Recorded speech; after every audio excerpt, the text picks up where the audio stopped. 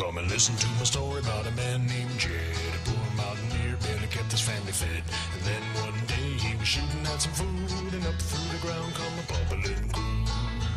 Oil, that is, black gold, Texas tea. Well, the first thing you know, old Jed's a millionaire. Kinfolk said, Jed, move away from there. Said, California is the place you ought to be. So they loaded up the truck and they moved to Beverly Hills, that is, swimming pools, movie stars, the Beverly Hillbillies.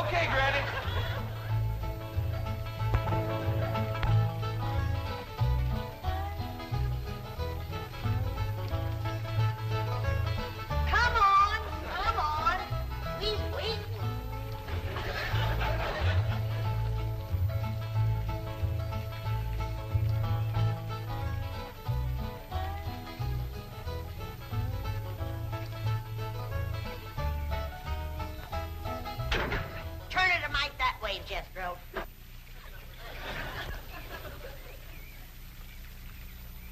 Only one bad thing about putting you still here, Granny. What's that? Drysdale place is downwind. The smell of your corn liquor or brewing is going to drive poor Miss Drysdale right out of her mind. She's a drinking woman. How do you know, Uncle Jay? Well, he kind of let it slip by. Remember when we was unloading this from the truck? Yeah? He says to me, what's that? I said, that's a still for making corn liquor. He turned kind of white and trembly, and he says, oh, please don't ever let my wife see that. I reckon she just can't leave the stuff alone. Some folks like that. Terrible. Come to think of it, that's how come she's in Boston. What kind of drinker? Yeah. Miss Hathaway says she goes all over every place looking to get cured. Damn the city cure, no good. The minute you go to taking it away from them, they want it all the more. I could cure Mrs. Drysdale of her drinking in 2 days. How, Granny? I just tell her she could have all she wanted. When they find out you don't care if they drink, they don't care to drink. That sure would be a blessing. Over here, Ellie, now. No more talk about drinking. Hey, look, everybody. Ella Mae's wearing a dress. How, Mr. Drysdale's in the house to see you. All right. My, ain't she pretty? Yeah. But, Ellie, you're showing too much bare hop. Well, that ain't her fault, Granny. She just got the dress on backwards. Ellie, honey, put it on the other way around. All right. Hold it. Hold on. The world kind of a dress is that? Well, Miss Hathaway says a California sundress. Let no son of mine wear it. Daughter neither. Granny, you'd best get her into something decent whilst I talk to Mr. Drysdale. Uncle Jay, can I go swimming in the cement pond? Oh, I reckon so, Jethro. But this ain't like the swimming hole back home. You can't go in there without no clothes on. I can't? No, sir. Okay, Uncle Jay.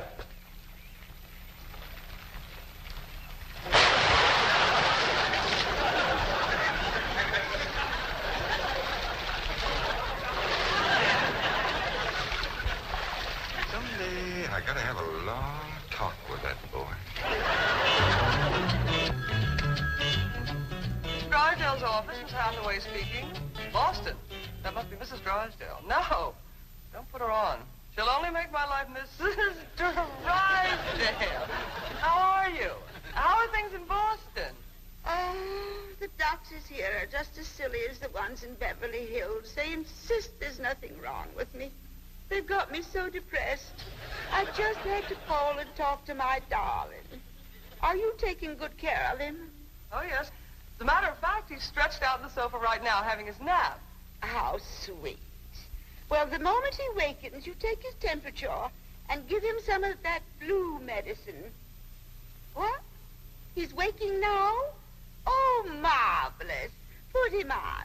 Tell him Mumsy wants to hear his sweet voice.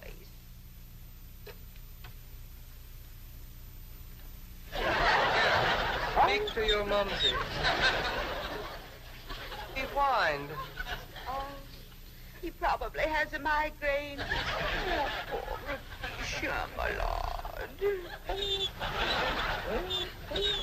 Even made a hypochondriac out of you. Any message for Mr. Drysdale? Who? Oh, Melvin, my husband. Yes, well, isn't he there? No, he's up at the Clampett estate. Clampett. They bought the place next to yours just about the time you left for Boston. I don't find them listed in the first families. You tell Milburn not to mingle with them socially until I've had a genealogical check run on them. We don't want riffraff living under our very noses. For pain, one swaller. Don't open near fire. I'll be right in, Mr. Drysdale. Thank you, Willie Mae. Granny, this is quite an array of medicines you have here. Yep, them's all the remedies I made myself. I wish you'd make something to help my wife. She's a terrible hypochondriac. Oh, What's the hypochondriac? Ellie, you run along now. I'll join you directly. Yeah, she goes from doctor to doctor to doctor. Well, I reckon the doctor can't help what's ailing her. Of course they can. It's psychosomatic. But she insists on prescriptions. Oh, I wish you could see our bedroom. Bottles all over the place. I plead with her. I hide the stuff. She always finds it or gets more. You think that's a lot of bottles? You should see my wife after a trip to the pharmacy. Why, she's so loaded she can hardly stagger up the stairs. Sit down, Mr. Drysdale. Set yourself. And she has a dog. A perfectly healthy poodle. Now, would you believe that she Don't tell me. laps it up just like she does? Lord, look. You're sure toting a heavy burden.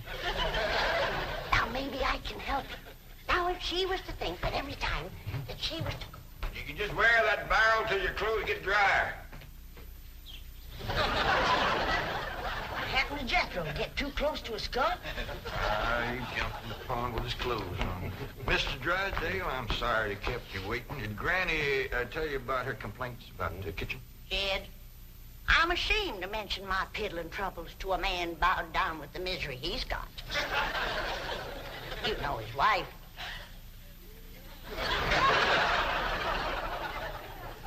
Mr. Drysdale, our hearts go out to you. And we're going to help you, ain't we, Jed? You bet you we are. Man serves a poor purpose in this world if he can't help his neighbor. Oh, you're very kind, but I'll manage. I've been living with it for years. Have a nip, it'll brace you up. Oh, no, thank you. I never touch it. You hear that, Jed? Poor man. He's got all the trouble and none of the fun.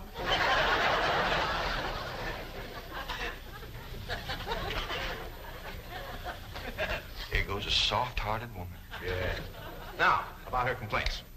Oh, yeah. Well, for one thing, that electric meat grinder has been giving Granny a heap of trouble. Electric meat grinder? Yeah, this one right here in the dish trough. Oh, it grinds the meat all right, but then you can't find it. It goes down that pipe. Granny lost 2 squirrels and a rabbit in that thing.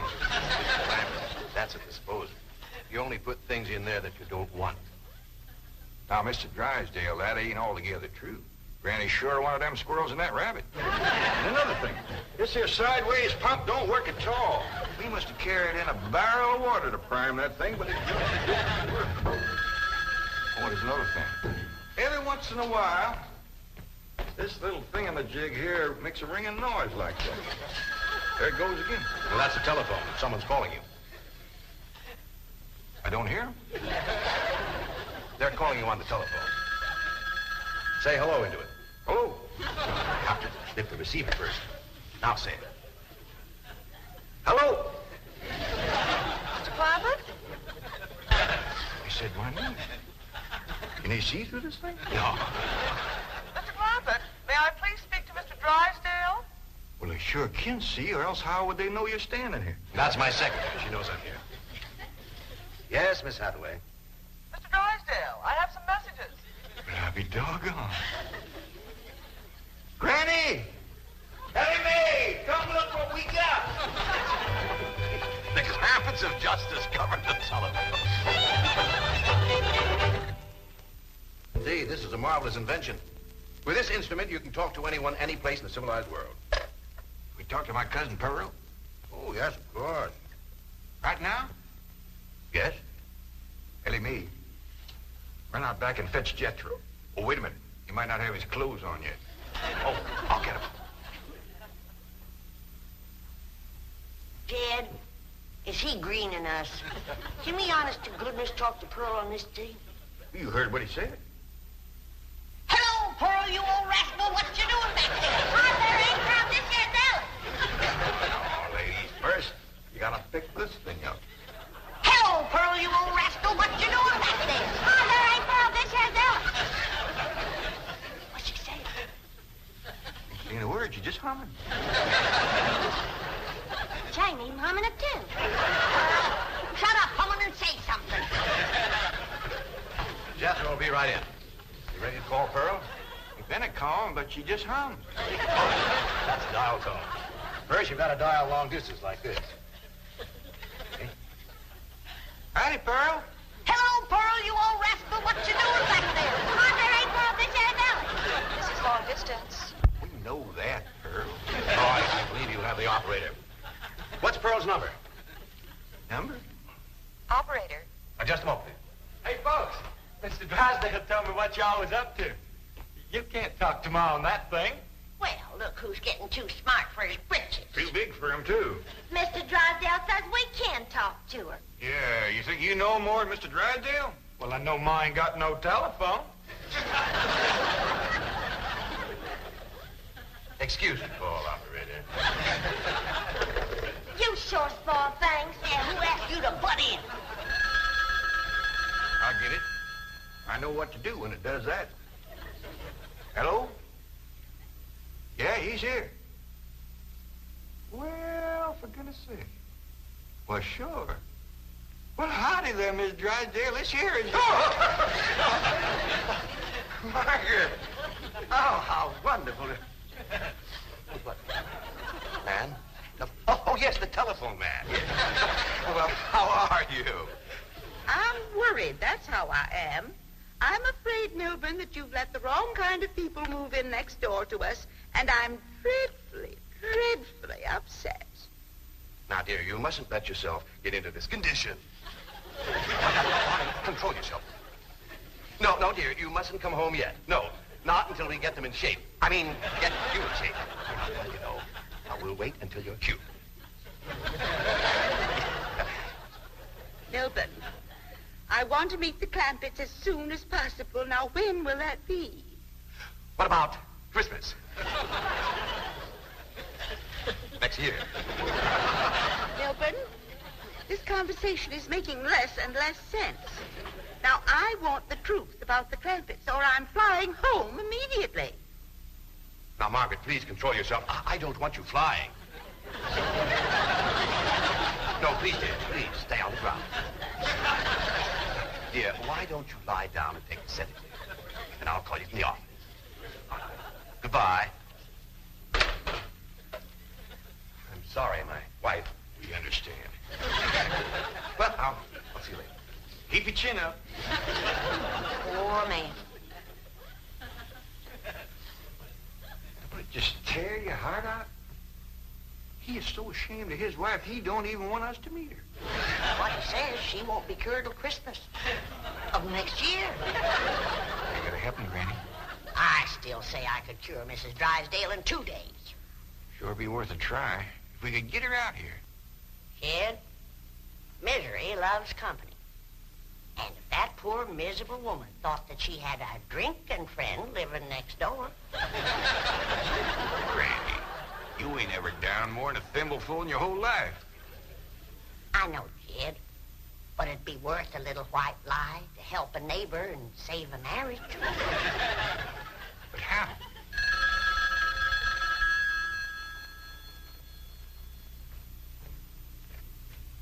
Hello?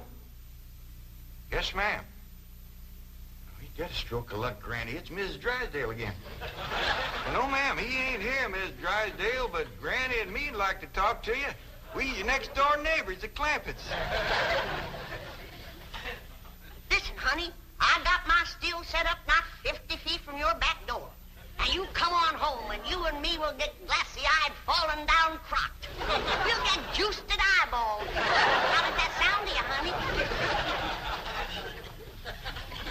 hear nothing. Me neither. The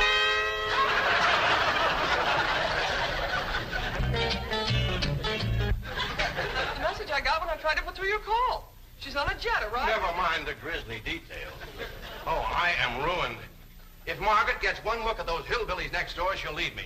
Get my psychiatrist over here. Move over, Claude. I need this more than you do. Drysdale, you don't need your psychiatrist. You're looking at the dark side. There is a bright side. Of course.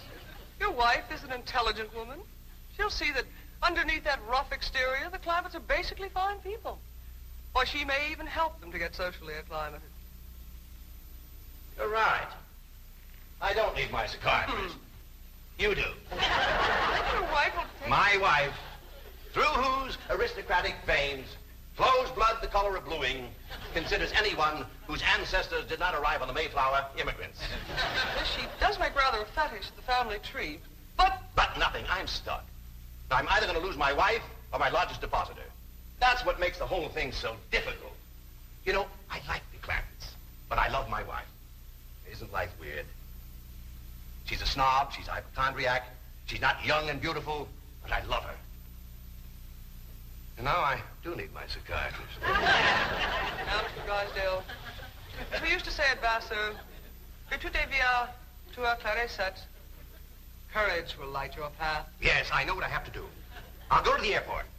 I'll take Margaret in my arms. I'll look her in the eye and lie like a rug. I'll tell her the Clampetts have left town and put her back on the plane. I beseech you, do not become enmeshed in a web of lies. But it won't be a lie if the Clampetts are tricked into actually leaving town. But they're just getting settled. What could possibly induce them to leave town? That's your problem. Me?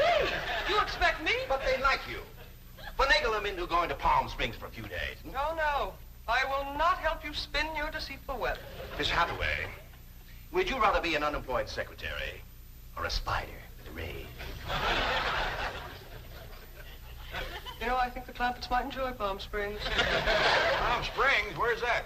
It's about 125 miles from here, in the desert. Desert? Yeah, remember we crossed on them on the way out here. All that sand? Yeah, I remember. You ain't getting me to no desert. Trees were so far apart, the woodpeckers had to tote lunch. But this is different, Granny. This is a beautiful resort with lots of trees and fine hotels and swimming pools. We got a pond for swimming right there. Ellie's out swimming right now. You didn't jump in with her clothes on, did you? I don't know. Oh, surely not. She promised to wear the lovely swim ensemble I got her.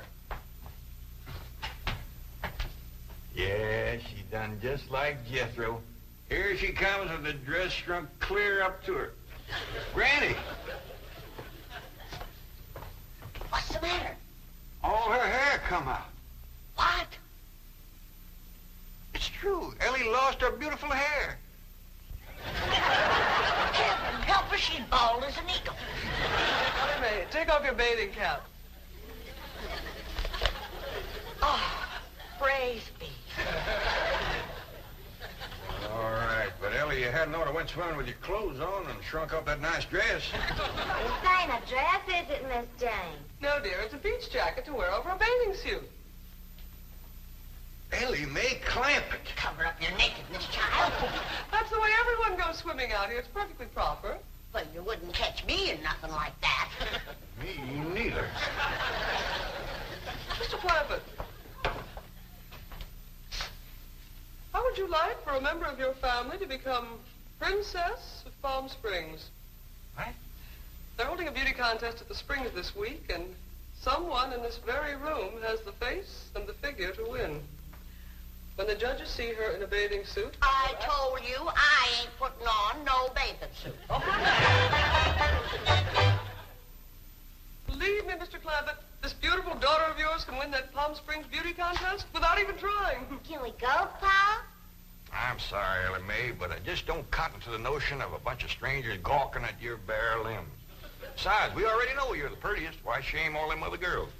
Run along and get some clothes on. Yes, sir, Pa. Mr. Clampett, I do wish you would reconsider about going to Palm Springs, even if Ellie Uncle doesn't... Jay, Duke, and... Howdy, Miss Hathaway. Jane to you, Jethro. Well, Jane to you, too. And he's all set to go hunting, ain't we, Duke? Jethro, have you ever hunted in the desert? No, ma'am. No, it's a fascinating place. You might even see a mirage. If there's one there, old Duke will tree it. He's the best hunting dog there is. Well, I love hunting around Palm Springs. You'll all love Palm Springs. They have wonderful hotels. Have you ever stayed in a beautiful hotel suite? No, I ain't, darling. Granny, let's you and me go and leave these two lovebirds alone. And wait, please, let me take you all to Palm Springs. I'll tell you what. Why don't you take Jethro and Ellie Mae and me and Granny will stay here? But then Mrs. Drysdale would see. I mean... Is Drysdale coming home? Is that why you was trying to get us out of town so we wouldn't meet her? Yes, that is the reason. I'm so ashamed I could die. Yeah, now, don't go to crying about it. The way I look at it, ain't nobody got a right to be ashamed of nobody else. Good Lord made us all, and if we's good enough for him, we sure ought to be good enough for each other. I hold back on them tears. You's among friends. Well, I remember a long time ago hearing a fella say it. He said it just about right. He said, there is so much good in the worst of us and so much bad in the best of us that it don't hardly... Boo! Well, go ahead and bawl and make you feel better. I'll tell you what. If this means so much to you, we'll all pick up and go to them Palm Springs with you. Oh, bless you. Mr. Drysdale will be so happy. I'll go help Ellie Mae pack. I'm telling you, that Miss Drysdale must be a mess. She's gonna need our help, kid. This is a poor time for us to be leaving. Yeah, we gotta help her once we get back. Right now, we gotta respect Mr. Drysdale's feelings. Jethro, you go get the truck ready. Okay, Uncle Jed.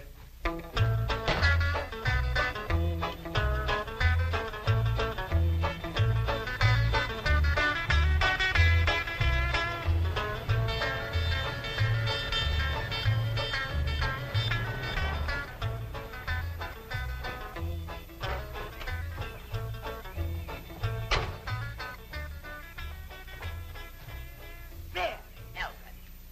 The Clampetts gardener shouldn't leave his car parked in the front driveway that way. Oh, you're absolutely right, dear, yes. Well, Margaret, don't you want to stop at home first and freshen up, take some medicine or something? Milburn, I have just flown 3,000 miles to meet the Clampetts, and I intend to meet them right now. Well, Don, they're probably out of town. You see, they travel extensively. Oh, they're wonderful people. It'd be a shame if you missed them. But I know how anxious you are to get back to Boston and your doctors. And Sonny. How is Sonny? How's he like Harvard this year? Is it Yale? Princeton? Dartmouth? Let's go ask him. Milburn, what is the matter with you? Milburn, let go. Let go, you hear me? Let go, I say. Let go. Have you gone mad? Let go, you beast. Step aside, lady. I'll shoot it.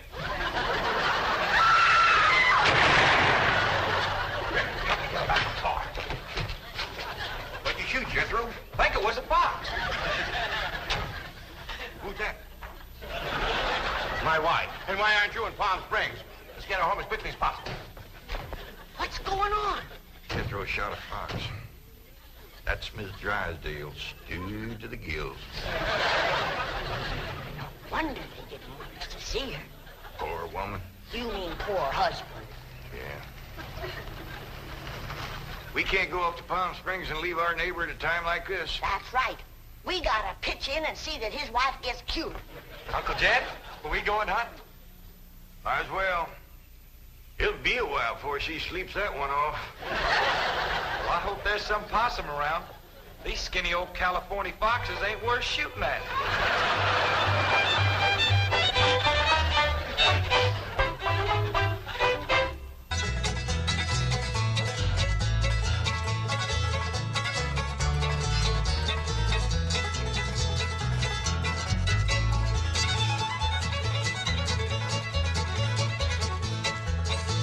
Well, now it's time to say goodbye to Jed and all his kin.